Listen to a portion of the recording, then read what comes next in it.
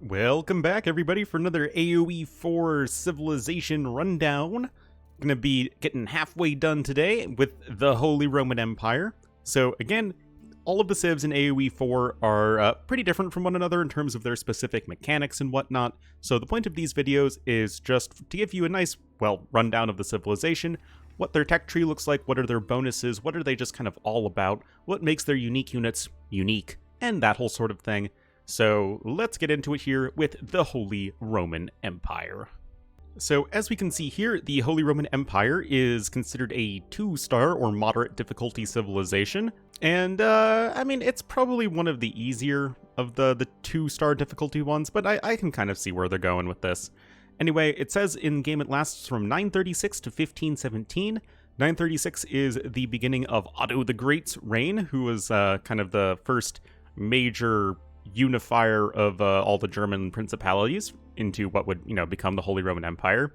And 1517 is when Martin Luther started saying his crazy talk with all of his critiques of the Catholic Church, and I guess that's what they felt would be a good ending place. So, seems fine to me.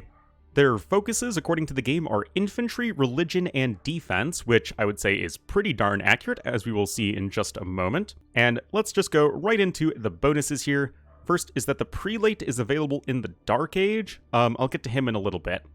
Early Men-at-Arms is available in the Feudal Age, so it's not quite, I guess, as good as the English, who can make the Vanguard Men-at-Arms in the Dark Age, but it's still, you're getting access to that whole sort of unit much earlier than most other civilizations. So getting the Feudal Age version of the Men-at-Arms is it's still a nice boost and gives you strong infantry options already once you get to Feudal Age. Their next bonus is that you can garrison relics inside of outposts, keeps, and towers to improve their sight range, weapon range, armor, and damage. And this is all somewhere within the realm of 25 to 50% for all of these stats, so you can make individual defensive structures much stronger, and it just, improves your overall defensive capability. Similarly, docks can garrison relics, increasing the max attack speed of warships by 5% per relic with a max of 25%. So, you just start to stack up those relics on water maps, and then your ships are becoming better and better and better. And it can lead to, you getting some of the highest damage output of ships, in the course of a longer game. And naturally, fitting with the defensive theme, the cost of emplacements on outposts, wall, towers, and keeps is reduced by 25%. Now, in AoE4, the way these things work out is that here are the, emplacements, where you can essentially just add a defensive structure to the defensive building, and it just works for, that one structure, and it just gives you, this one gives you a springald on it, and this one gives you a cannon on it. And, it's all just extra damage, and the cost of that is going to be reduced for the Holy Roman Empire. So yeah, that's pretty much it for the bonuses for the civilization. You got two relic bonuses, and then the defensive bonus, earlier infantry, and then the Prelate, which I, again, will get to in just a second, which will also kind of be their economy bonus. Honestly, it's not the strongest in terms of being able to put on any sort of aggression, but you can defend pretty nicely and sort of get towards late game where you can utilize your powerful infantry and monks and stuff. So speaking of unique units, we have the Prelate, which is actually available from the town center in the Dark Age for 100 gold, and it is pretty much the same as a monk, except it has an ability called, Inspire? Holy Inspiration. It makes villagers work 40% faster for 30 seconds. So the way this works is you target individual villagers, and it just makes them, work faster, which can give you a pretty strong economy early on with just a Prelate here and there. The kind of annoying thing is that you have to, individually target villagers, but you can still spam it. The cooldown's 2 seconds or something like that. And you can have multiple villagers inspired at once. It's just you have to, manually go and inspire them. So, that's kind of weird, but if you are diligent in doing that, you are going to be getting that really strong early eco. The only downside, I would say, is that it's simply not as practical to keep doing it as the game goes on, and the things that you need to be doing increases. You have to have more multitasking. So really, it's probably most effective in the early game.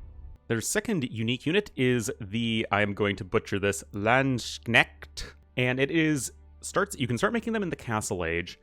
and they really don't have an analog. I guess, you can't really even compare them to the men-at-arms. They cost 60 food and 100 gold, so they're fairly expensive, much more on the gold than on the food compared to the men-at-arms 100 food and 20 gold. And it says, brave, unarmored infantry with enormous two-handed swords that are effective in mixed armies. They deal area damage, but they have low health. And I'll put the stats right up on the screen for you guys, but 80 health is quite low for an infantry and no armor. Also not super ideal. Their movement speed is, like, okay. And it doesn't really show in-game, actually, in the stats, like the area effect damage that it does, but if you just mix a few of these guys into an army of men-at-arms and spearmen and whatnot, they will be adding a pretty significant amount of DPS, especially if your opponents can't target them super easily. But you do need to be careful. You don't want like an army of just these guys, because they're going to get mowed down by absolutely everything. But yeah, very high attack, very limited defensive capabilities. And yeah, those are the only unique units for the civilization. Quickly going to the influence mechanic. Buildings constructed within the influence of a town center or keep gain the emergency repairs ability, which can be activated to repair the building. So this is a pretty large radius, it's 8 tiles. And essentially, emergency repairs is like a button you can click, and it will be healed for 150 HP per second, which is, it's a lot. It can become so difficult to take out an entrenched position with the Holy Roman Empire, as just the buildings keep on healing themselves. It can actually be really frustrating to deal with, but it still doesn't really boost your economy, and it doesn't make the buildings stronger or your units stronger in terms of like attack. It just helps them, you know, stay alive longer. So that's, I guess, the qualifying factor here. Man, we are just breezing through this video. I guess there really isn't like that much going on with the Holy Roman Empire, which I'll get to later. But now let's go through their unique technologies, because the HRE does have plenty of them. So starting first here with the barracks, we actually have 3 techs here to really boost up your infantry. So first we have heavy maces, which men-at-arms wield heavy maces, increasing their bonus damage against heavy targets by +6. So heavy targets are just, you know, like other men-at-arms, heavy cavalry, that whole sort of thing. And yeah, that's pretty good. It makes them kind of like a melee crossbowman sort of thing. And if you sort of combine that with two-handed weapons, men-at-arms wield two-handed weapons, increasing their damage by +2. I mean, these two together mean that you can get some very, very high damage infantry units, which can be, you know, well, it allows the men-at-arms with their high armor to just be the core of your fighting force, and they probably will be, with maybe a few Lench next, you know, mixed in there. But yeah, definitely, you can see why they're a strong infantry civ, even without having a direct infantry bonus other than the earlier men-at-arms. Next we have Riveted Chainmail, increases the melee armor of spearmen by +3, which is just a strong late-game boost to spearmen, which allows them to trade even better with cavalry. Again, we're just looking at a civilization that has very strong infantry, and you can use all 3 types of infantry in your army depending on what you're going up against. What better way to improve a weakness of infantry with marching drills at the blacksmith, which you can actually get in the feudal age, and it increases the movement speed of infantry by +10%. Of course, one of the main weaknesses of infantry is that they're slow, and yeah, marching drills, it kind of addresses that fact and makes them a little bit faster. I mean, it's still not going to be like cavalry speed, but it does allow your infantry to just to be that more versatile. You can just see all of the infantry bonuses stacked up for the civilization. Of course, the flip side to that is your archery range and stable really just don't have anything special with them. It's not like they're bad. I guess you can still upgrade all of your units in AoE4, right? But all of those infantry bonuses do come at the cost of both archers and cavalry units. Of course, keeping with the defensive theme, at the keep here, we have the unique tech Slate and Stone Construction, which all buildings gain +5 fire armor. Now, if you're wondering what the hell is fire armor, in AoE4, melee units, like infantry and cavalry, will fling torches at buildings, and it's a different sort of damage than just like chopping at them with swords like they do in AoE2, and this is essentially just like melee armor. In effect, the fire armor is melee armor, so it's going to be helping your building stay alive a lot longer against lots of enemy infantry and cavalry. Then in Imperial Age at the Keep, you can get Reinforced Defenses, which is pretty straightforward. Increase the health of walls, towers, and gates by 40%. Again, just really, really hammering in, okay, this civ is really about infantry, defense, and your prelates. So yeah, you can get some really difficult to crack positions in the late game. At the monastery, of course, we will then have some unique texts here as well. We have Benediction, which inspired villagers construct plus 15% faster. It's no Chinese bonus, but it's still going to be a nice little boost to your villagers, especially if you are just spamming all of your inspiration on them. Again, working with the theme, Devoutness, inspired villagers gather resources 10% faster. They already gather 40% faster, and this will allow them to gather 50% faster. So if you can manage to continuously spam that Inspire effect, you can get some very strong economy throughout the entire game. And then, of course, we have Inspired Warriors. Prelates can inspire military units, improving their armor by +1 and their damage by +15%. You can boost your units, you can have a few prelates mixed in your army to heal them up, and then you can inspire them to do even more damage. Just these 3 texts together all just improves the utility of your prelate and ensures that it's not just something you use in the early game, but it's something that you should at least attempt to use throughout the entire game. It attempts to make the unit worth it throughout the game. And that is it for the unique texts of the Holy Roman Empire. You got nothing at the Siege Workshop either. So you really do have that focus. I mean, it's like the description says, your focus is infantry, religion, and defense. Those 3 things are really good. Everything else is kind of generic. But next, of course, let us go through their landmarks really quickly, because they do have some good ones. And yeah, starting here with the Feudal Age landmarks. Again, you just have to pick between one of these 2 every single time. We have the Mindwork Palace, which acts as a blacksmith, and technologies here cost 25% less. So pretty straightforward. It's a blacksmith. The blacksmith has a lot of text to research, and getting them at -25%, and also not needing to build the blacksmith, is just it's a very nice little early game to mid-game boost, but note that it does not do anything in the long run. Now, I was saying that Inspire can be kind of difficult to use, as the game goes on. The Aachen Cathedral here, or not Aachen Cathedral, Aachen Chapel, is a religious landmark that inspires units in a large radius as long as a prelate is garrisoned. So this one is going to be really nice in terms of just streamlining your economy throughout the, really early mid-game onwards, as you just get this big blob of radius that, like, all the villagers are inspired constantly, and it's just really going to help just constantly give you those more resources coming in with your villagers than pretty much every other civilization. Moving on to our Castle Age landmarks, we have the Regnitz Cathedral, which relics placed within the Regnitz Cathedral generate plus 200% gold every minute, and it can only hold 3 relics. So essentially, again, it's just more incentive to be using your prelates to go around and pick up relics. You'll get a lot of extra gold as the game goes on, so even if you don't have access to a good trade route, you can still get strong gold generation to fuel your infantry armies, which tend to be pretty cheap on the gold front anyway. Then you have the Burgrave Palace, which acts as a barracks that produces infantry 5 at a time.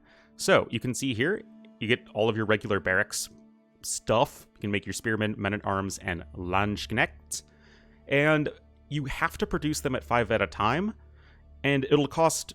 You don't get a discount, so it's the cost of 5 of them all at once, so it's like, 60 times 5 and 20 times 5 for spearmen, and so on and so forth. It costs 5 population, but they are being produced more quickly overall, so that's really going to be your advantage. It's not like a cost advantage, it's more of just a production speed advantage, which can be nice, again, if you're maybe a little bit on the defensive and just need to get over a bunch of spearmen because, there's a bunch of cavalry bearing down on you. Get your men-at-arms out quickly to just start to maybe go on the offensive with getting your unique tax as well, and that whole sort of idea. So yeah, it's a nice boost to your production speed for sure. Then our Imperial Age landmarks, we have the Palace of Swabia. Wait, what? Oh yeah, because it is in fact a town center. I was thrown off by all this stuff. But yeah, it is a town center and produces villagers 75% faster and 75% cheaper. Also, the cost to create this landmark is minus 20%. So it's 1920 food, 960 gold, as opposed to, as you can see here, 2400 food and 1200 gold. So it is, it's a pretty nice late game economic landmark. If you're still getting to Imperial Age and you need to have more villagers, then by all means, go for this guy. You can just get your villagers flying out everywhere, and then of course they can be inspired by your prelates, so you can really get your nice economic boost going that way throughout the entire game. Also, it can allow you to get a bit of a faster Imperial Age, since it is cheaper to build. And then lastly, we'll have the Elsbach Palace here, which keeping with the themes of the other European civs, we have another keep landmark. This one has plus 50% health, and all buildings within influence take minus 33% less damage. So you combine that with your emergency repairs thing and all of your other defensive options, it can be pretty tough to crack the Holy Roman Empire in the late game, especially with this landmark just like plopped down at a strategic choke point. So yeah, those are going to be your Imperial Age landmarks. Lastly, we have the Great Palace of Flensburg as the wonder. Of course, every civilization getting their own little unique wonder, which is pretty nice. But yeah, that's it for the Holy Roman Empire, guys. I feel like this video is going to be a bit shorter. Personally, I feel like they are a bit of a weaker civilization right now. They're not bad, it's not like they're terrible, but it's mostly the fact that they're not quite as flexible as other civilizations. Like, they really just make infantry and, prelates and then defense. Their eco can be really good, but it's not as straightforward to get up and running as, like, say, French or even Rus, as we'll get to later. And the bonuses, like, although they help you out defensively, having bonuses that only really work defensively aren't really that great in terms of, like, pursuing an advantage. It means you kind of just have to sit back and drag the game out longer. And although they do have, a fairly strong late game with their super duper infantry, they don't have anything special when it comes to their cavalry or archers or even siege. So it's not quite like Teutons and AoE2 where they have, like, I think that siege component is maybe what's missing, at least, from what I'm seeing after this game not even being out yet, technically. But I do feel like there's something a little bit missing when it comes to the Holy Roman Empire. But if you enjoy that infantry playstyle, I mean, these guys do have the best infantry in the game, I'm pretty sure. Yeah, no one else really comes too close in that regard. So yeah, if you like that and you like defending and just hanging in there, by all means, go for the Holy Roman Empire. You're going to be doing just fine, most likely. And we'll see what changes they get in the future as well. But anyway, guys, that's going to be it for this video. I hope you enjoyed.